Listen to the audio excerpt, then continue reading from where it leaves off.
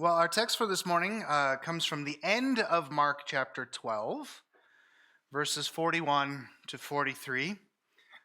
And this does actually mark our 40th message out of the book of Mark. Someday we'll get to the end, we'll see. But I'll invite you to turn there with me, Mark chapter 12, if you like.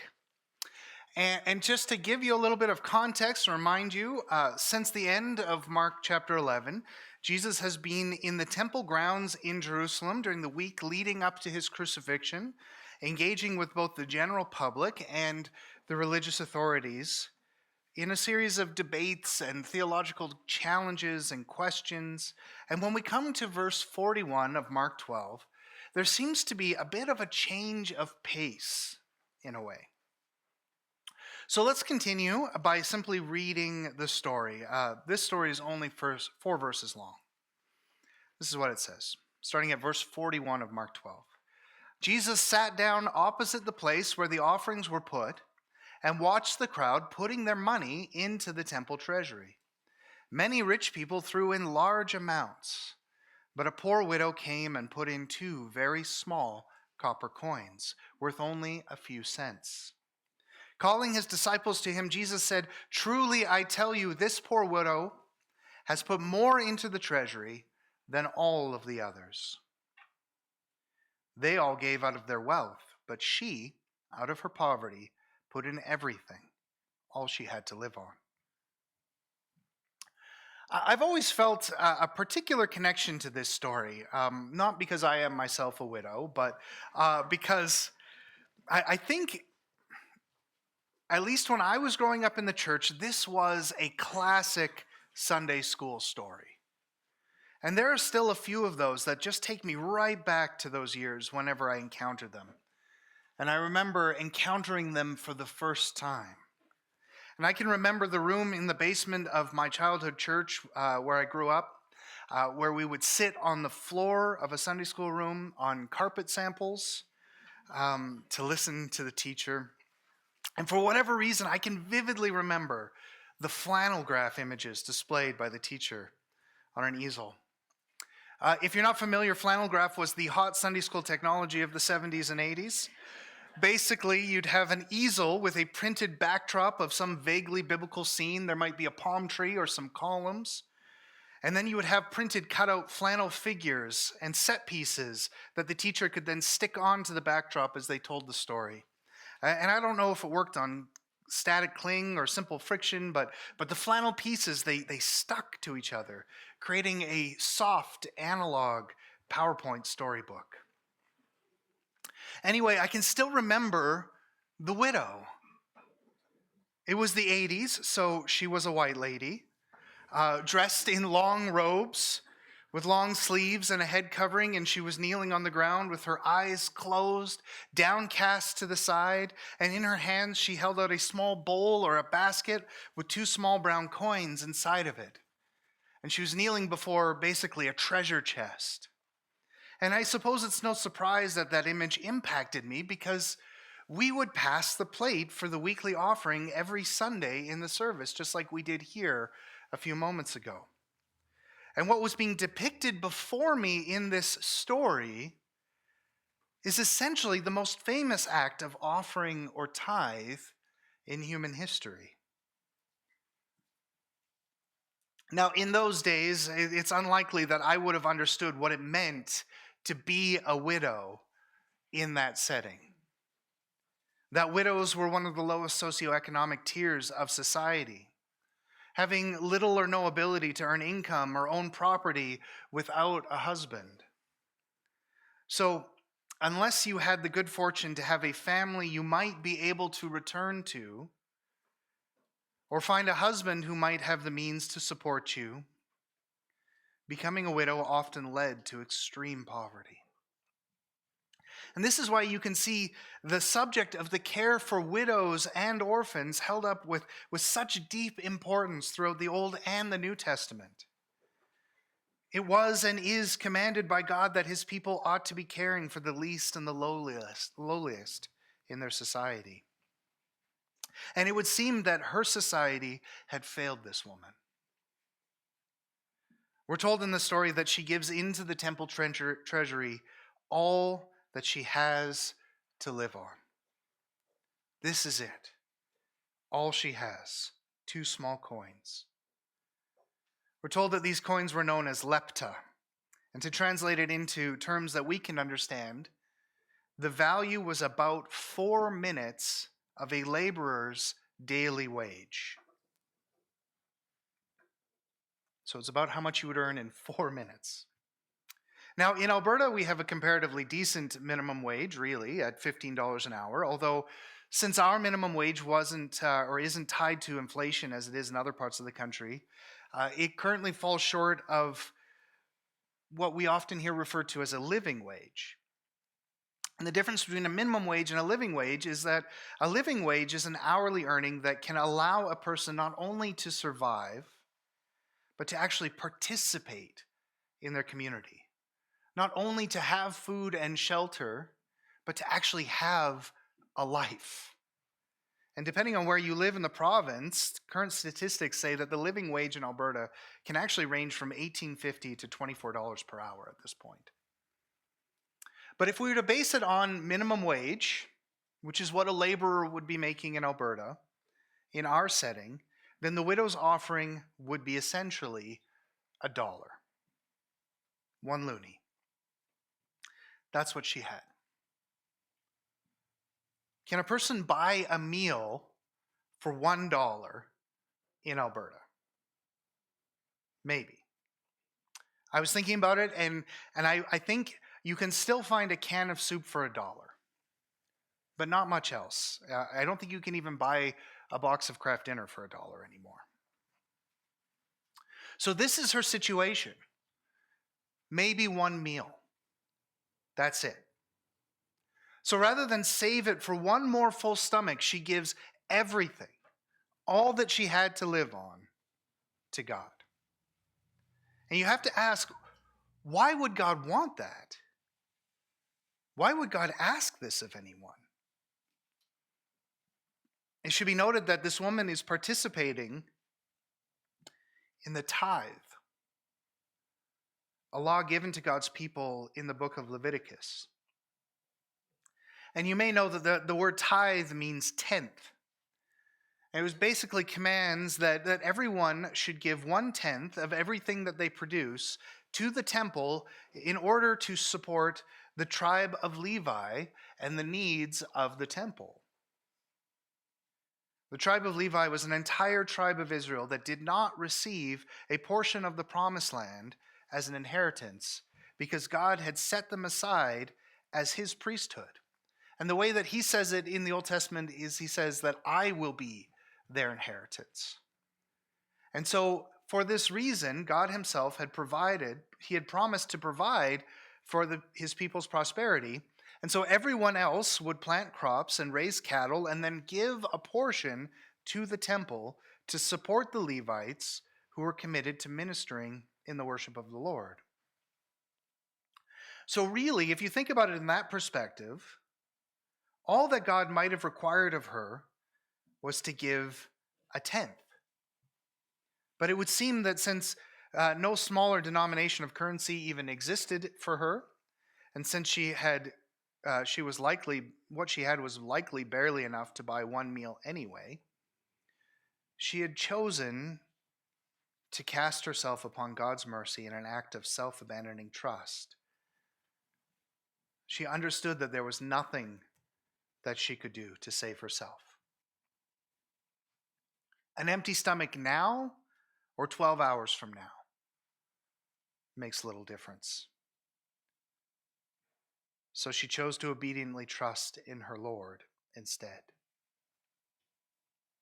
It's a beautiful story, and it draws my mind to another famous story of the Bible, a story that involves Abraham. So that's where I would like to take us next, to Genesis chapter 22. And I want to allow this second story to hopefully bring us back to this moment in Mark 12 with new eyes. Now, Abraham, as you may know, is a man who is chosen by God to be the one through whose line he would bless the whole world. Abraham was even called righteous by God because he believed in this promise in a way that moved him to leave his own people and step into the unknown in faith. But at the same time, Abraham was far from perfect. Amongst the what you might call lowlights of his story, we have the tale of the time he went down to Egypt to escape a famine. And while he was in that foreign land, knowing that his wife Sarah was beautiful, he asked her to lie for him.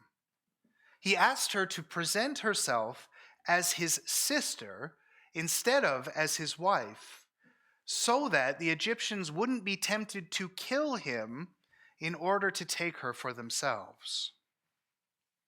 And so this deception kept Abraham safe and even led to his own enrichment at great risk to Sarah's own safety.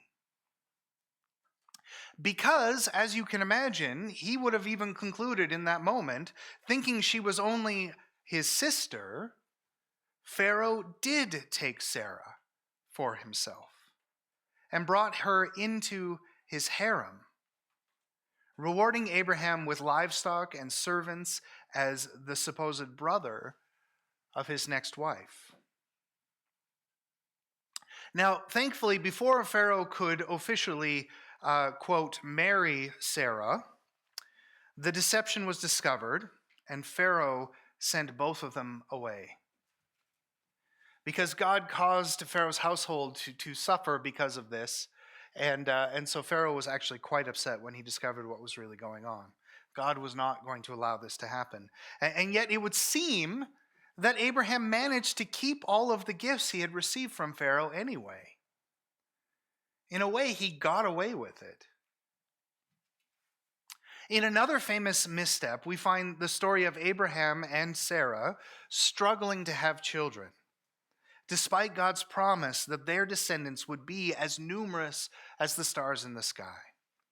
And so, in desperation, Sarah suggests that Abraham take and sleep with her slave, Hagar, as a surrogate, essentially, so that Sarah could have a child by proxy. This was something that was, in a sense, common in that time, but that doesn't necessarily mean that it was right. Now, we're told that Hagar was an Egyptian. It's one of the only things we actually know about her. Which means that she was probably one of the gifts that Pharaoh had given to Abraham during his deception. She was a benefit that he received because of his lies. And so this poor woman with no agency over her own life is essentially abused by Abraham and Sarah out of a failure on their part to trust that God would fulfill his promises to them. And it's only a little bit of an aside to mention something that I've only recently come to understand about this poor slave woman. Although we know her as Hagar, she didn't really even have a true name that is remembered in the Bible. You see, the word ha in the Hebrew is the article for the. And the word gar means immigrant, because she had been taken away from her home country. It's very unlikely that this is the name that she was given by her parents. So we call her Hagar, and it sounds like she has a name, but in the original text, she is simply the immigrant or the foreigner. And God is far from pleased with Abraham and Sarah's abuse of this immigrant. And so God contrives to deliver her from her abusers, and he even blesses her son Ishmael, who was the result of her abuse, by making him into a great nation apart from Abraham's house. And so what we see in this story is that Abraham and Sarah used Hagar, but God truly saw her and loved her and came to her rescue, which is why in her story she gave God the name El Roi, the God who sees me. Abraham and Sarah had justified their taking of matters into their own hands and abusing this woman on the grounds that God had promised them a family. But they felt that Sarah in particular was getting too old, that they were going to miss their chance. After all, we are told that Abraham was 86 years old when Ishmael was born to Hagar. But God made it clear that he still intended to keep his promise to them, to the two of them. And in response, on two separate occasions, when God reiterates this promise, both of them laugh at the thought. They laugh at God. They laugh at the idea that they would still have a child together in their old age. But as the story goes on, this laughter turns from cynical to joyful when God does just as he said he would. And Sarah does give birth to a son, whom they actually name Isaac because it means laughter. God has kept his promise. But see, here's my point. This is why we've been going through all of this. God still has some work to do in getting Abraham back on track, on being the man that God needs him to be. He still needed to know for certain, in light of Abraham's failures to trust him, if this man was the sort of person that God could really work with. And so Genesis chapter 22 opens with the words, "Sometime later, God tested Abraham." And I've given us all of this background because often we come to this story in Genesis 22, this shocking and in many ways upsetting story, and it can feel like this test comes out of nowhere. But I want us to understand that it is not without cause. God has brought Abraham forward in grace thus far, but the man now stands at a crossroads. Does he believe that God is his provider? Does he now understand that God will keep his promises or not?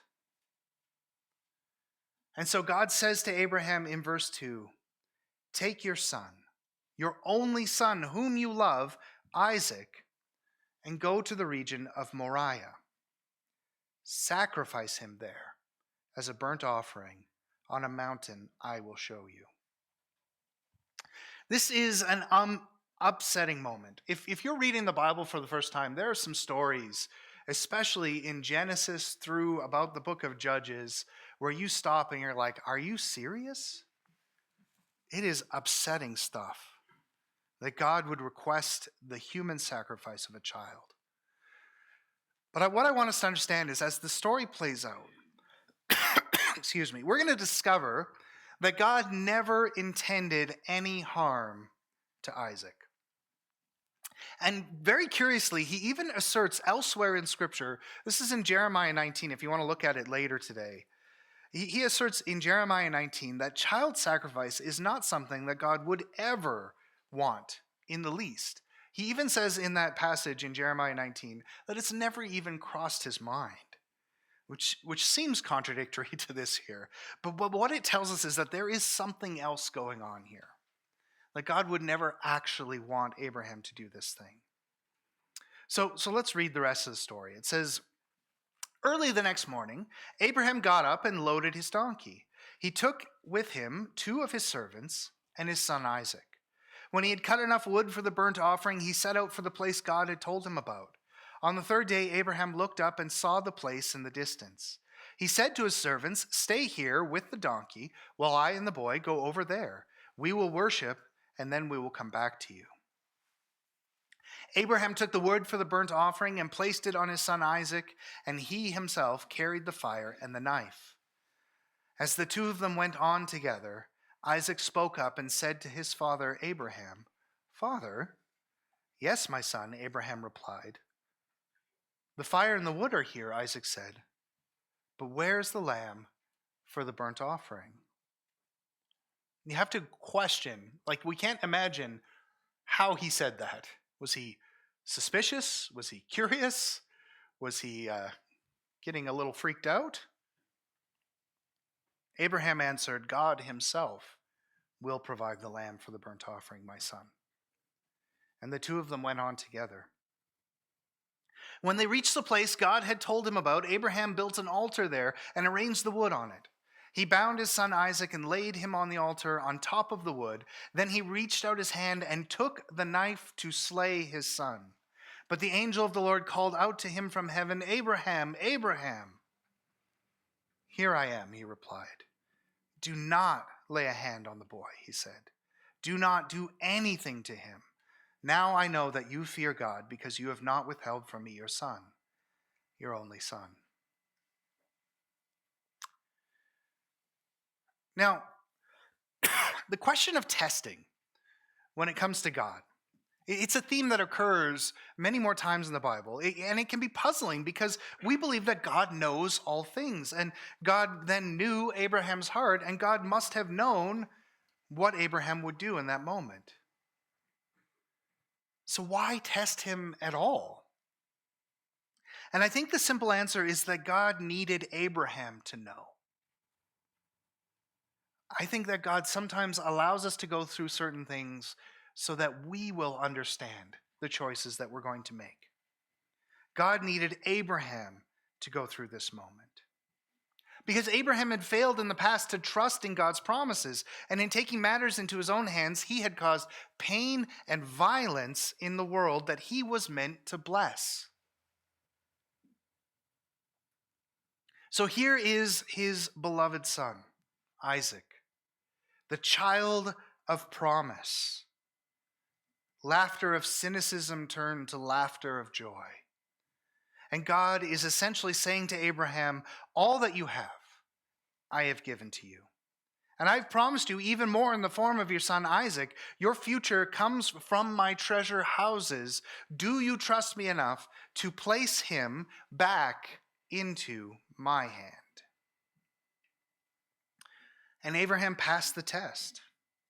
At verse 13, the story concludes, Abraham looked up, and there in the thicket he saw a ram caught by its horns. He went over and took the ram and sacrificed it as a burnt offering instead of his son. So Abraham called that place, the Lord will provide. And to this day it is said, on the mountain of the Lord it will be provided. The Lord will provide. Yahweh Yirah. Or you may be more familiar, especially if you grew up in the church in the 90s, the pronunciation Jehovah Jireh. You see, this is what we are choosing to do every time we put our offering in the plate on a Sunday morning. What we are doing is that we are expressing an understanding that our God keeps his promises, that everything we have comes from his treasure houses. And through the relinquishment of a symbolic portion, we are proclaiming that we trust him enough to place it back in his hands. Everything. All that we have to live on. Because like the widow in Mark 12, whether we have a lot or only a single dollar, enough for years to come or barely enough for one final meal, it makes little difference in light of eternity. The Lord is our true provider.